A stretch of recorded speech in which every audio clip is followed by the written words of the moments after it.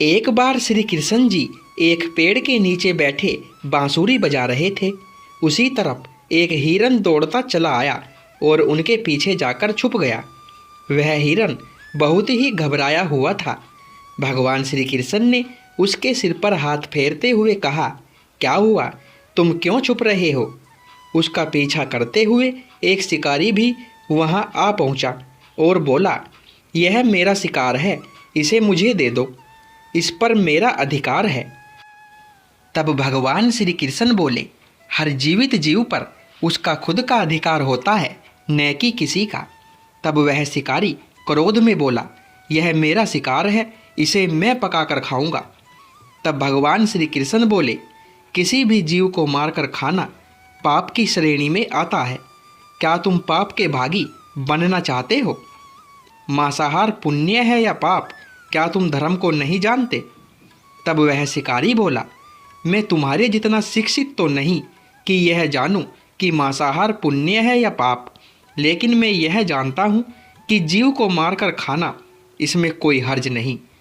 मांसाहार से तो एक तो वह जीव को जीव बंधन से मुक्त कर रहा है, फिर क्यों मांसाहार से मना किया जाता है?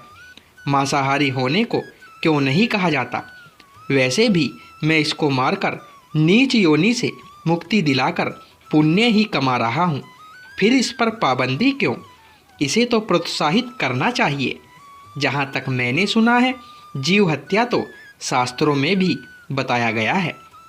राजा लोग शिकार किया करते थे।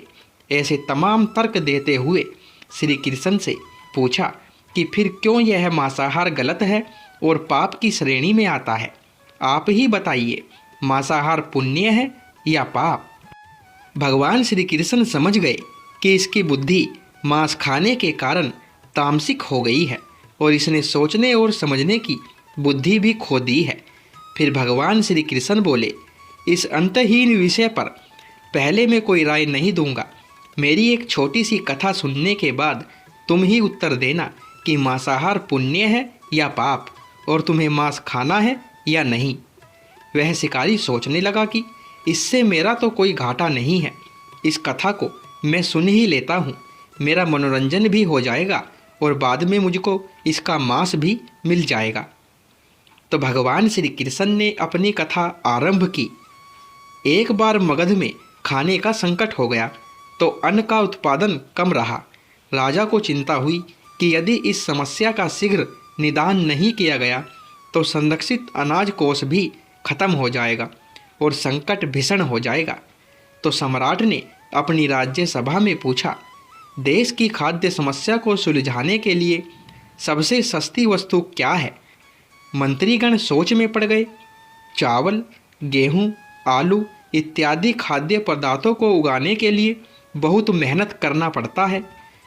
वह तभी प्राप्त होते हैं जब प्रकृति का प्रकोप न हो। ऐसे में तो कुछ सस्ता हो ही नहीं सकता। तभी शिकार का शौक रखने वाले एक मंत्री ने सोचा कि यही उत्तम अवसर है, क्यों न अंधाधुंध शिकार के लिए राजा की अनुमति ले ली जाए। उसने सभा में कहा कि सबसे सस्ता खाद्य पदार्थ है मांस। इसके लिए धन का खर्च भी नहीं है और पौष्टिक खाना भी मिलता है।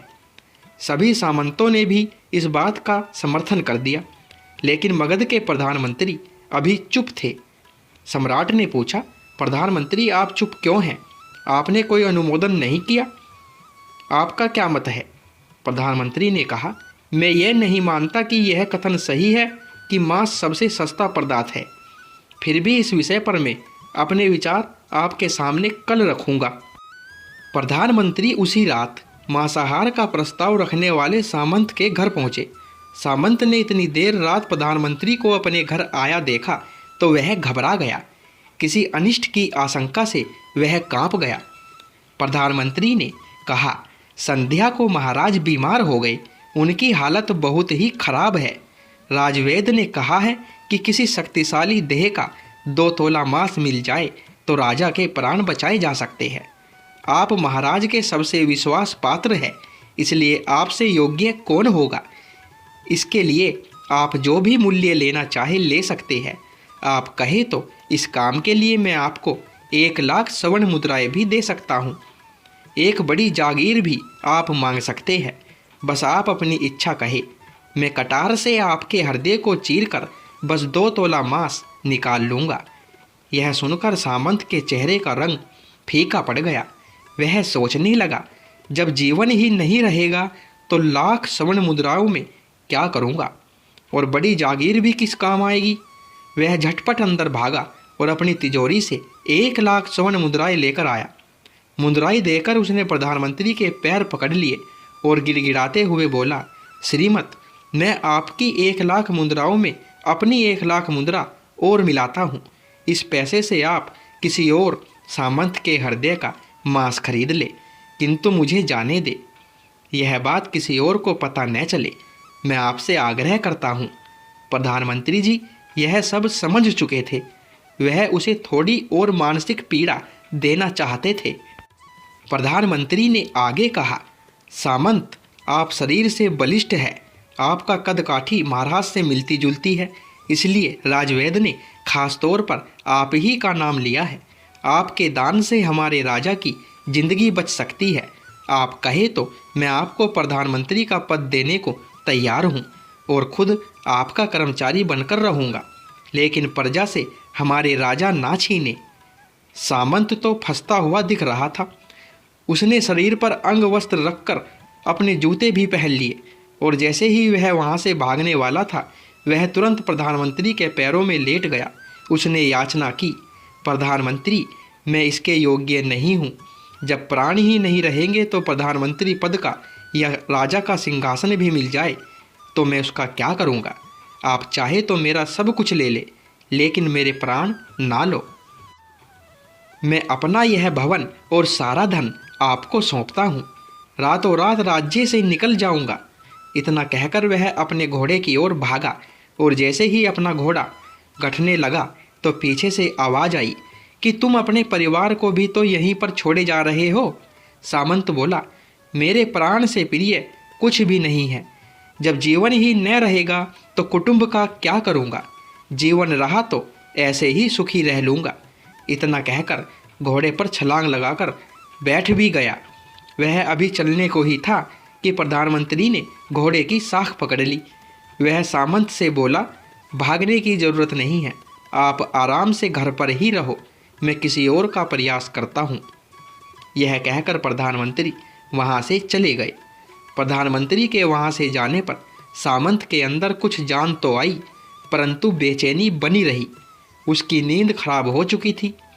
मुद्राएं लेकर प्रधानमंत्री बारी बारी से सभी सामंतों के घर पहुँचे और सभी से राजा के लिए हृदय का 2 तोला मांस मांगा, परंतु कोई भी राजी न हुआ। सबने अपने बचाव के लिए प्रधानमंत्री को लाख और 5 लाख मुद्राएं तक दे दी।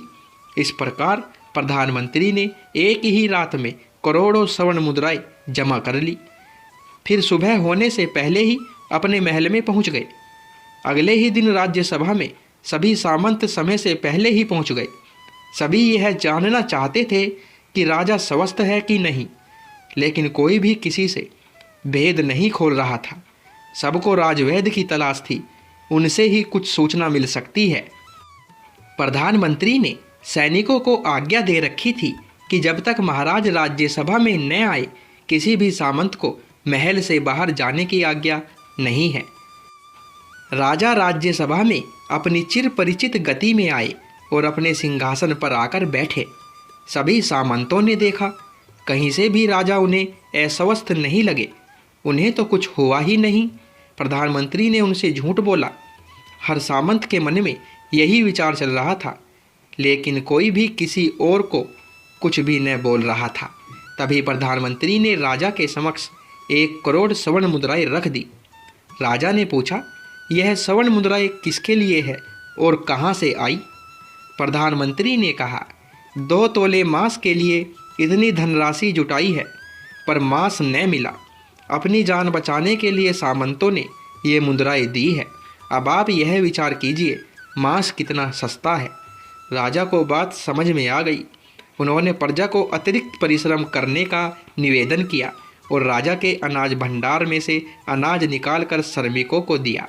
उन्होंने पौष्टिक सब्जियों की खेती का तुरंत आदेश दिया।